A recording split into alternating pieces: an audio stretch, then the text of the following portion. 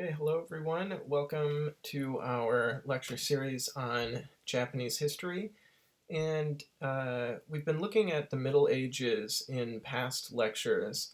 And last time I talked about the Warring States period. And in today's talk, I'm going to look at the end of the Warring States period, time known as the Azuchi Momoyama period, and a time when three important unifiers uh, eventually ended the Warring States period and unified Japan through a process of political, military, and other maneuvering. So let's get started with that.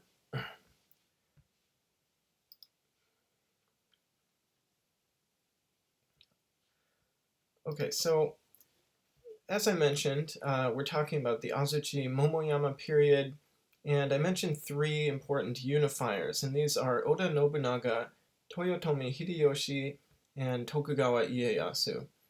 And especially um, in my talk today, when I look at some of the policies that these three major leaders, military leaders, utilize to increase their power, I'm especially going to emphasize how they used religion in this process, in what can be called a politics of religion. And in fact, this has been noted by other scholars. Herman Ohms, for instance, wrote of their political aims and described military power, the naked instrument of domination, was transubstantiated through association with the sacred into political authority of a religious character. And of course, these three unifiers weren't the first to exercise a politics of religion. As I've looked at in other lectures before this, Japanese leaders and leaders everywhere around the world have frequently utilized religious symbols and portrayed themselves as religious leaders. So, in this sense, Nobunaga, Hideyoshi, and Ieyasu are just carrying on this tradition, but they kind of use their own, they use religion in their own unique ways, and so I'm going to emphasize some of this today. So first, a little bit about Oda Nobunaga, the so-called first unifier. He emerged, as I mentioned, during the Warring States period between 1467 and 1586. And at the time, there were a number of powerful leaders that had emerged from this period of fighting and unified their regions. For instance, Uesugi Kenshin, Takeda Shingen, Date Masamune, people whose names are still popular and well known today, especially in those regions. And Oda Nobunaga was one of those. And they utilized especially massive armies of foot soldiers rather than individual samurai. So they really started to have a popular aspect to their rule, and to emphasize kind of almost early military conscription. Oda Nobunaga was from the Owari domain in present-day Nagoya, and he's famous for many things. One is the strategic use of a new imported technology, such as Portuguese muskets. Earlier, in a previous lecture, I had mentioned Tanegashima muskets, and these were, Christian missionaries and people from Europe. It's kind of famously assumed that the two main things that they brought to Japan were guns and religion, or guns and Christianity. And in fact, Oda Nobunaga kind of utilized both of those things. But weapons he found especially useful in his unifying quest. In 1568, he marched into Kyoto at the request of the emperor and installed a figurehead, Ashikaga Yoshiaki. And then he portrayed himself as a divine ruler. So already we can see nuances and undertones here of a religious aspect, and received the title of shogun from the emperor. He built Azuma Castle in 1579 with a special room installed to the emperor, or installed for the emperor to pay respects to him. So already we can see an inversion then of, previously to this point, as I had mentioned, there had been a dual power structure in place between the samurai and the court nobles. And here, this is just one example of how Oda Nobunaga is emphasizing his position in this hierarchy and clearly indicating that he considers himself to be above the emperor. And then Oda crushed his enemies. He's commonly kind of considered as being fairly ruthless under a policy of tenka fubu, which could translate as control the realm through force. He had a war with Ishiyama Honganji in Osaka, the Honganji Temple, stronghold of Jodo Shinshu in 1570, and 1580. And he also burned down the Tendai Buddhist stronghold on Enryakuji on Mount Hiei. And these were, Enryakuji had throughout Kyoto's history, a long connection to the court and to court nobles. And indeed, this is one of the areas from which court nobles sometimes derived some of their religious power and authority. So he saw this as a threat. Okay, and in 1582, Nobunaga stayed in Honnoji Temple in Kyoto, and his vassal, Akechi Mitsuhide, betrayed him and his son, who was inside with him, by trapping them inside and setting the building on fire and burning them alive. So that was the violent end to Oda Nobunaga and his rule. But the next second unifier quickly emerged, Toyotomi Hideyoshi. And Toyotomi Hideyoshi was a foot soldier in Nobunaga's army. And just 11 days later, he and his forces defeated Akechi Mitsuhide. And then he started to carry on the process then of unifying the country. In 1583, he conquered Echizen, 1585, Shikoku, 1587, Kyushu, and 1590 defeated the Hojo in Kanto. Unlike Nobunaga, Hideyoshi built alliances with various daimyo. So there was more of a,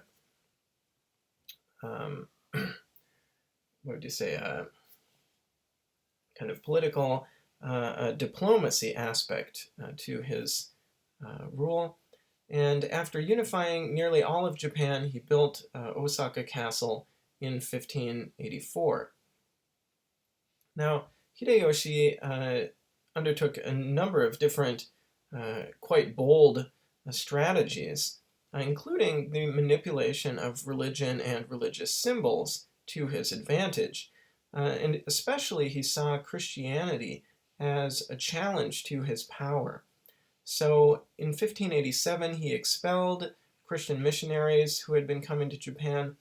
In an earlier talk, I mentioned Francis Xavier and Louis Froy. And then he issued a number of other anti-Christian edicts in the 1590s. So, for instance, and then in this background, in 1597, 26 who became known as 26 Christian martyrs were crucified in Nagasaki on his orders. So he really cracked down on Christianity and completely tried to wipe it out or drive it underground. In 1588, but it wasn't just Christianity as well, as I'll show. So in 1588, for instance, in an attempt to further disarm his enemies, he conducted the sword hunt, or katanagari in Japanese. But this time, this was especially aimed at Buddhist monks and peasant believers of populous schools such as Nichiren and Jodoshu or Jodo Shinshu. And one of the ways that he tried to convince people to give up their swords, as I'll show in the next slide, was by arguing that he would use the metal and the steel from the melted down swords to build Buddha statues. He also kept a close watch on other daimyo, whom he divided between senior retainers Fudai and former rivals Tozama. And Tokugawa Ieyasu and the Tokugawa shoguns continue this policy of dividing friendly and potentially unfriendly daimyo. And then Hideyoshi also infamously tried to invade Korea and China with a force of 200,000 and make himself Lord of Asia. And the first attempt was in 1592 when he unleashed a wave of destruction in Korea, but was eventually stopped by Ming armies. And then in 1597 he launched another failed attempt. So here's an example of a quote from the expulsion of missionaries, one of the anti-Christian edicts that Hideyoshi issued in 1587. The Padres, by their special knowledge in the sciences and medicine, feel that they can at will entice people to become their believers. In doing so, they commit the illegal act of destroying the teachings of Buddha prevailing in Japan. The Padres cannot be permitted to remain in Japan. They must prepare to leave the country within 20 days of the issuance of this notice. So here he's, kind of portraying himself as a devout believer and upholder of Buddhist principles, which he argues, as you can see in this quote, are incompatible with Christian teaching, at least in his view or in his use of Buddhism. But then he wrote in a letter to the Governor General of the Philippines in 1597 and elaborated more on his very eclectic approach to religion. Japan is the land of the kami, and kami is mind, kokoro, and the one mind is all-encompassing. Without kami, there would be no spirits or no way. To know Shinto is to know Buddhism and Confucianism. So this is quite an eclectic mix of everything in essence, and especially here he's emphasizing Shinto, it seems, more than Buddhism. And then he goes on in the same letter, though, interestingly, to write, "Would you be pleased if Japanese were to come to your country, spread Shinto doctrines, and mislead the people?" So here he's arguing against Christian missionaries, obviously, and trying to justify why he expelled them. But his example is very interesting and ironic because he implicitly implies that he doesn't think very highly of Shinto, in fact. If he were to spread Shinto beliefs, he even clarifies this as misleading people of that nation. So it seems like he doesn't really think that this is the one true way, as he earlier described in his passage. And then a quote from the collection of swords. He writes, "Farmers of all provinces are strictly forbidden to have in their possession any swords, short swords, bows, spears, firearms, and other types of weapons." So what he's trying to do here is first disarm the populace, so they're less of a threat to him, but also to reinforce the divisions between the only people in society who legitimately could own weapons, which was the samurai at this time. So increase a distinction between the samurai and the peasants. The samurai themselves had come, some of them, from peasant backgrounds. So this is actually a change in class relations and a solidifying of class relations at this time as well. The heads of the province's samurai who receive a grant of land and deputies must collect all the weapons described above and submit them to Hideyoshi's government. The swords and short swords collected in the above manner will not be wasted. They will be used as nails and bolts in the construction of the great image of Buddha.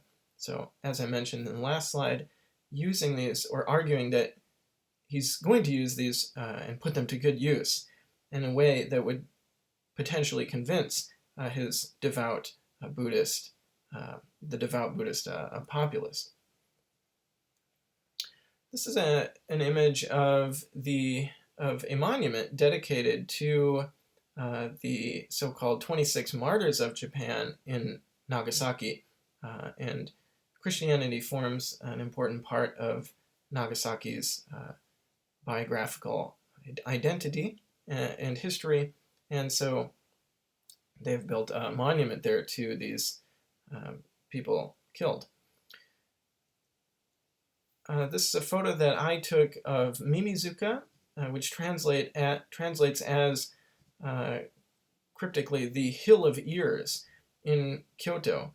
And this is evidence of Hideyoshi's two destructive and failed attacks and attempted conquest of Korea, because underneath this hill are the stored pickled remains of ears and noses of Koreans that Hideyoshi and his armies cut off and carried back as spoils of war. Typically, fighting armies and samurai would carry back the heads of opposing generals or army soldiers, but in this case, since this was an international conquest, they weren't able to physically carry back all that, so they just took ears and noses instead. And then Hideyoshi also built a shrine to himself in 1599 to venerate himself as a Shinto god. And this is the Toyokuni shrine, which you can see here in this image in Kyoto. This is in Kyoto, and I took this photo a number of years back. Well, Hideyoshi's son, Hideyori, was only 5 years old when Hideyoshi died.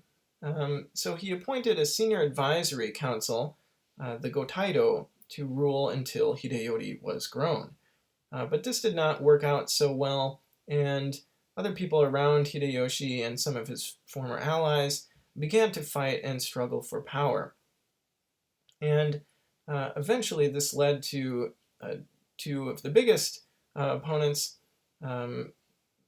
Ishida Mitsunari and Tokugawa Ieyasu, leading massive armies of a total of 110,000 soldiers to fight in the 1600 Battle of Sekigahara.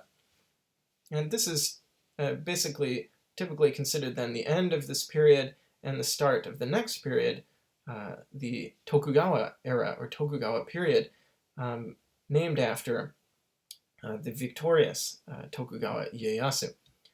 And Tokugawa Ieyasu, after his victory at the Battle of Sekigahara, eventually established Edo as the new capital.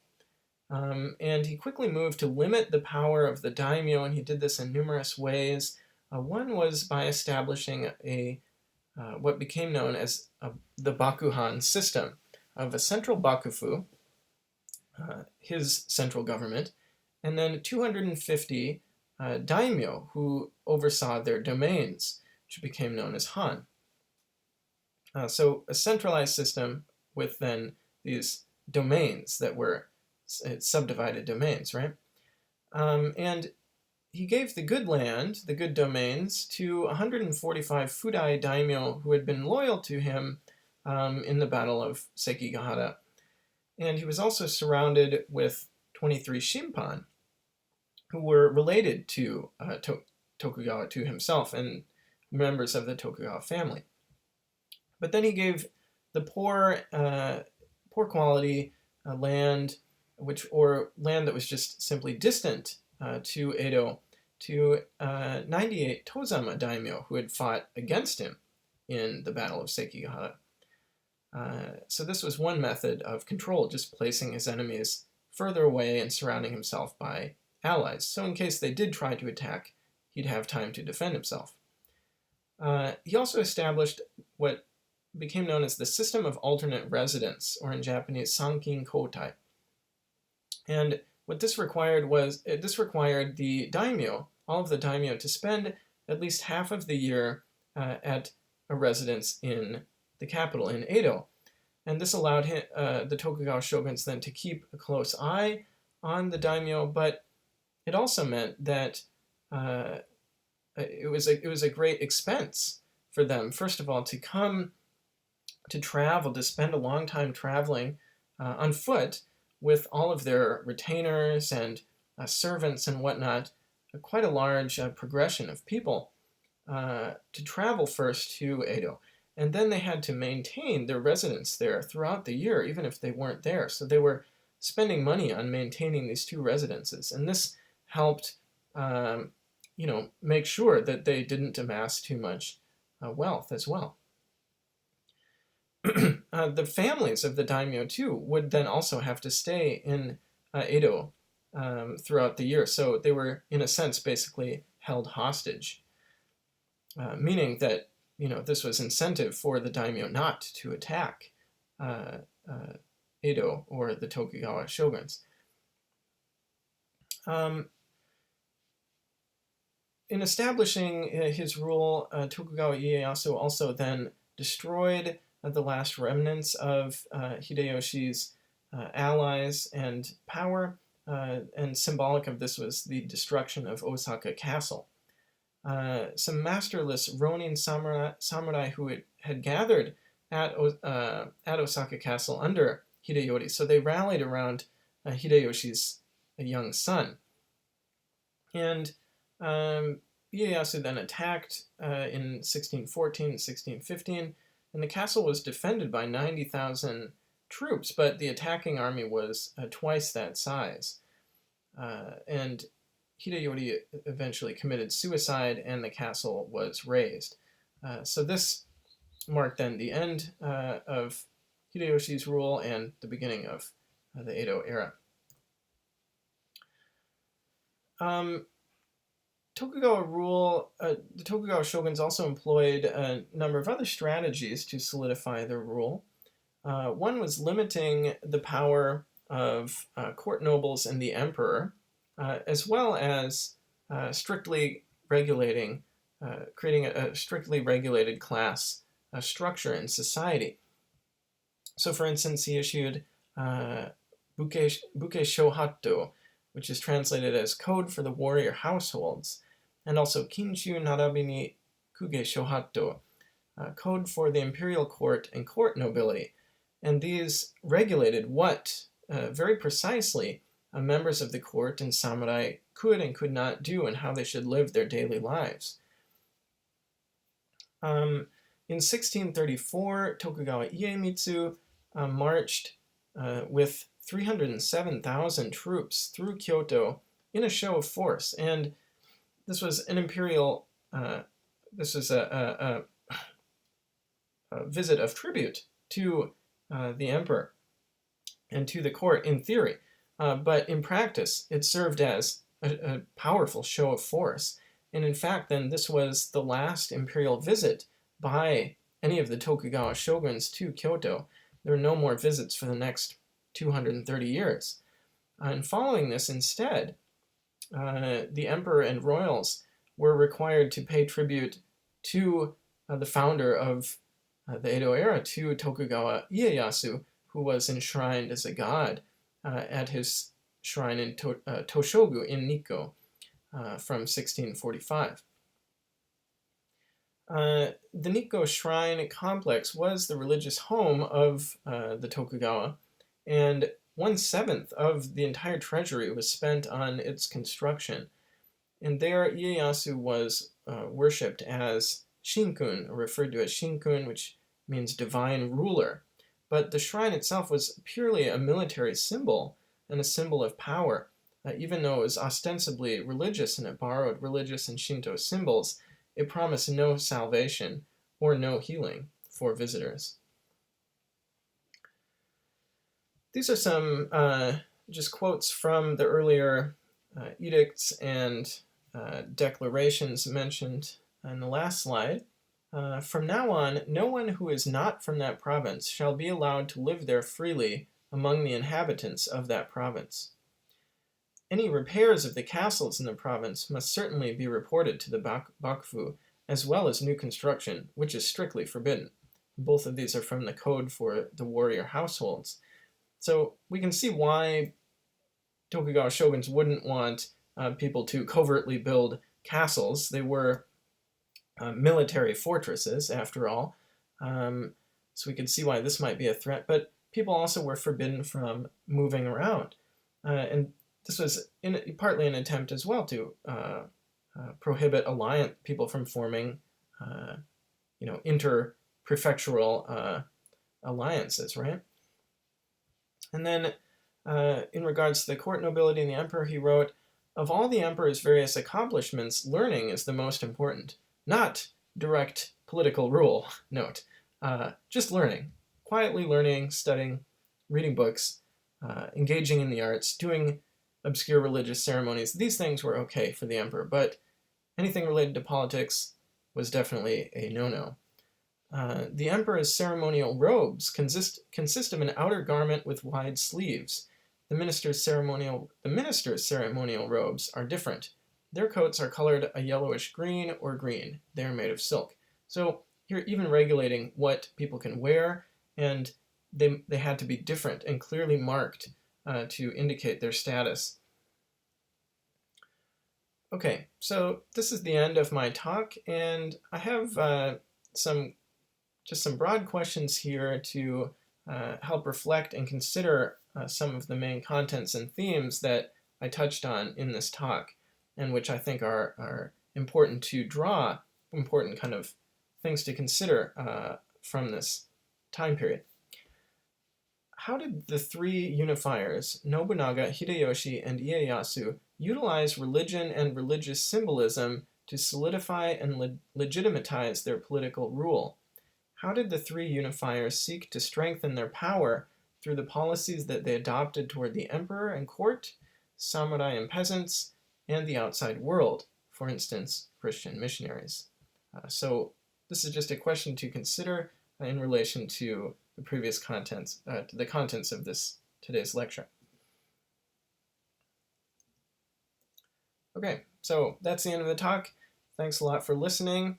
This brings us to the end then of the Middle Ages, and from the next talk we'll start on looking at the early modern period and talking about some of the changes to Japanese society that took place over the next more than 200-year period of the Tokugawa era. So thanks a lot for listening.